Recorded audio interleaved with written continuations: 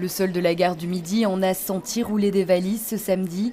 Le hall est rempli de vacanciers qui ont opté pour le train pour diverses raisons. Parce que je suis en retraite permis, donc j'ai pas trop le choix. C'est plus écologique et c'est censé être moins cher, ça l'est pas spécialement, mais voilà. On peut facilement prendre les billets et ensuite on a directement les informations au coup sur coup. C'est pratique et rapide. Surtout vu qu'on n'a pas le permis, donc aussi ça joue aussi. Pour cette famille, face au tableau d'affichage, le train n'était par contre pas prévu au programme. Elle a dû réagir vite face à l'annulation de son avion Paris-Berlin. C'est une bonne alternative, ça revient beaucoup plus cher parce qu'on a voyagé de Paris à Bruxelles, on va partir à Cologne, Cologne à Berlin.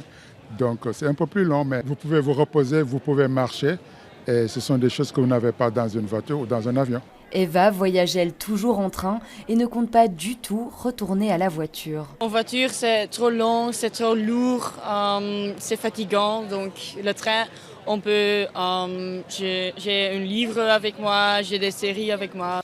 Si des vacanciers habitués du train, il y en a, selon une étude de 2020 du SPF Mobilité, les Belges préfèrent l'avion et surtout la voiture. 80% des Belges se déplacent en auto hors de nos frontières. En période estivale, les routes se remplissent et Vias a quelques conseils, comme vérifier la pression des pneus. Prenez quand même un moment pour vous reposer avant de prendre la route. C'est également veiller de faire régulièrement des pauses. Quand vous êtes en chemin, on recommande de s'arrêter environ toutes les 2 heures.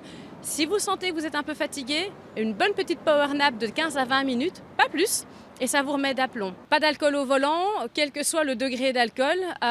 Et également, essayez de bien vous hydrater. Le fait de vous hydrater vous permet de vous garder réveillé. Et même quand la route vers le lieu de séjour n'est plus longue, Vias conseille de ne pas se relâcher.